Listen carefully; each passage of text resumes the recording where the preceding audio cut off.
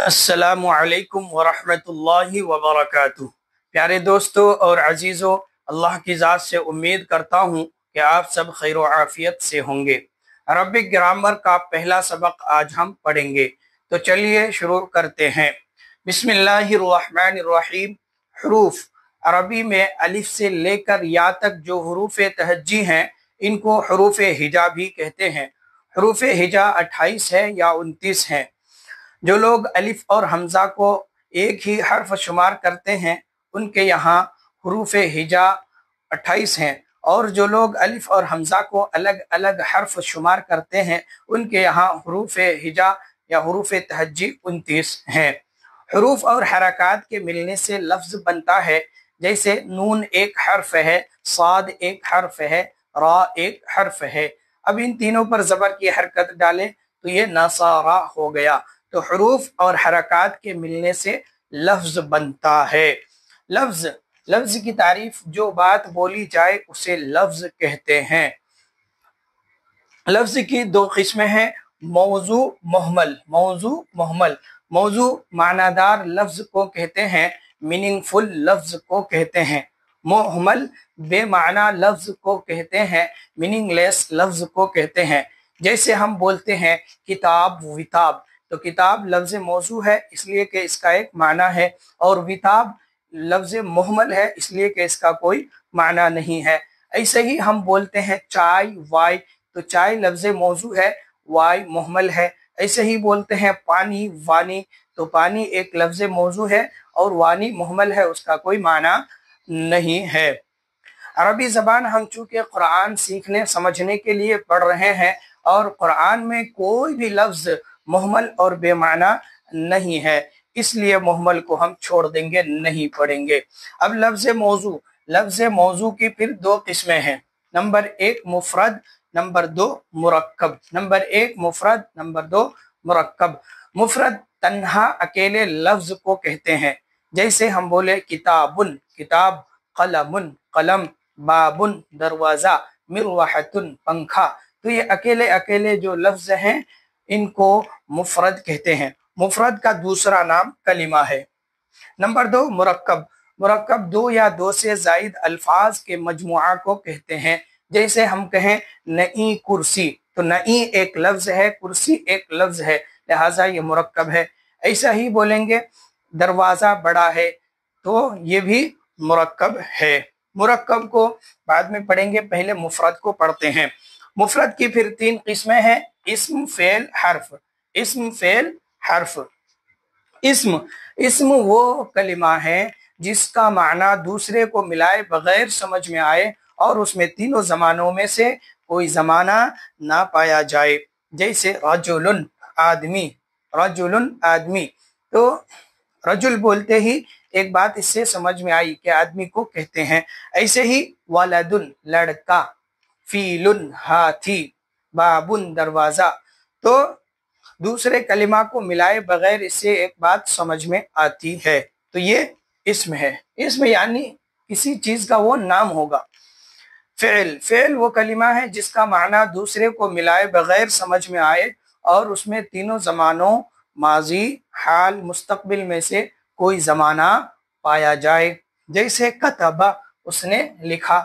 جب ہم کتبہ بولے کہ اس نے لکھا، تو اس سے ایک بات سمجھ میں آ رہی ہے کہ لکھنے کا کام ہوا، اور یہ بات بھی سمجھ میں آ رہی ہے کہ اس میں ایک زمانہ ہے، یعنی زمانہ گزشتہ، ماضی، گزرے ہوئے زمانے میں لکھا۔ یکتبو وہ لکھتا ہے، ایسا ہی ہم بولے لکھتا ہے، تو اس سے ایک بات یہ سمجھ میں آ رہی ہے کہ لکھنے کا عمل ہو رہا ہے، اور اس میں ایک زمانہ ہے، زمانہ موجودہ، زمانہ حال، پریزنٹ۔ وہ لکھے گا، یہ بولیں گے وہ لکھے گا، تو اس سے ایک بات سمجھ میں آ رہی ہے کہ لکھنے کا کام آئندہ زمانے میں ہوگا۔ ایسے ہی قرأ اس نے پڑھا، یقرأ وہ پڑھتا ہے، وہ پڑھے گا، تو یہ ایسے الفاظ ہیں کہ اس کا معنی سمجھ میں آ رہا ہے اور اس میں زمانہ بھی پایا جا رہا ہے، تو یہ فعل ہے۔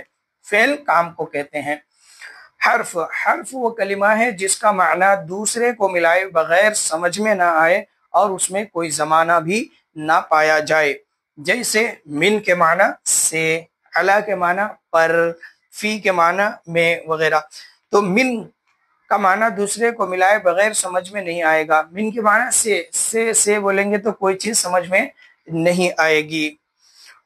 तो इसम नाम है, फेल काम है, हर्फ ना नाम है ना काम है। हर्फ दो इसमों को या दो फेलों को या एक इसम और एक फेल को जोड़ने के लिए आता है।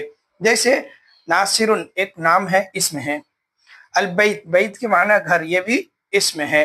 तो इन दोनों के दरमियान रब्त और ताल्लुक पैदा करने के लिए फी इस्तेमाल हुआ है।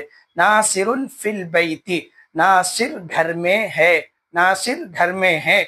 अगर फी को ना लाया जाए तो नासिर घर, नासिर घर, इससे कोई बात समझ में नहीं आएगी और दोनों के दरमियान कोई रब्त और ताल्लुक समझ में नहीं आएगा।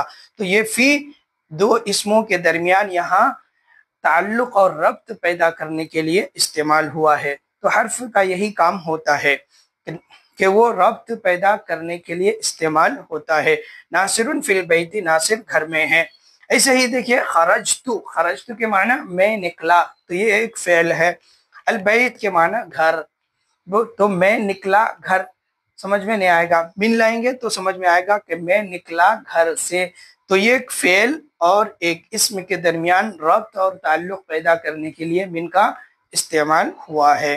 तो हर्फ का काम यही होता है कि दो इसमों के दरमियान या दो फेलों के दरमियान या एक इसम और एक फेल के दरमियान रब्त और ताल्लुक पैदा करने के लिए इस्तेमाल होता है। तो अरबी ज़बान में अज्जाए कलाम पार्ट ऑफ स्पीच तीन ही है, इस्म फेल हर्फ, इस्म फेल हर्फ। इसलिए इन तीनों को अच्छी तरह पढ़ना बहुत ज़रूरी है। अब इस्म और फेल को पहचानेंगे कैसे, उसके लिए कुछ अलामतें हैं। इसमें की चंद अलामतें। नंबर 1, कलिमा के शुरू में अलिफ लाम का आना। जैसे अल्हम्दु, हम्द से पहले अलिफ लाम है, लिहाजा ये इसम है। ऐसे ही अर्रहमानु, अर्रहीमु वगैरह। कलिमा के आखिर में कसरा का आना, जैसे मालिकी, यौमी, अद्दीनी। मालिकी आखिर वाले हर्फ पे कसरा है, लिहाजा वो इसम है। नंबर 3, कलिमा के आखिर में तनवीन का आना, दो ज़बर, दो ज़ेर, दो पेश में से किसी का आना, ये इसम की अलामत है। जैसे किताबुन, बा के आखिर, बा के ऊपर तनवीन है। ऐसे ही वलदुन, मिरवाहतुन वगैरह। किसी कलिमा के आखिर में गोलता का आना, जैसे सालिहतुन आखिर में गोलता है, आबिदतुन, राशिदतुन वगैरह। नंबर, कलिमा का तस्निया होना, यानी तस्निया आना। जैसे रजुलुन एक आदमी, रजुलानी दो आदमी। तो ये तस्निया आना, ये इसम की अलामत है।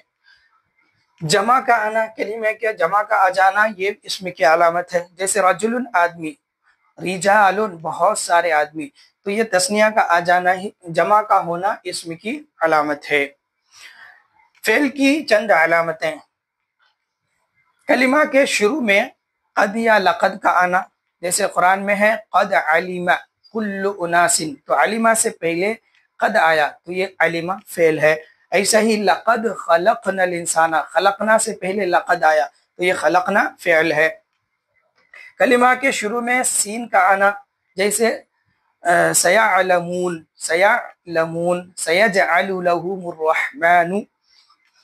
ऐसे ही कलिमा के शुरू में सौफा का आना, जैसे सौफ तअलमून, तअलमून से पहले सौफा आया, तो ये तअलमून फेल है। कलिमा के शुरू में लम और जज्म देने वाले हर्फ का आना, जैसे लम तरा, लम तरा, तरा से पहले लम आया, तो ये फेल है। ऐसे ही लम नजअल लहू, नजअल से पहले लम आया, तो ये नजअल फेल है।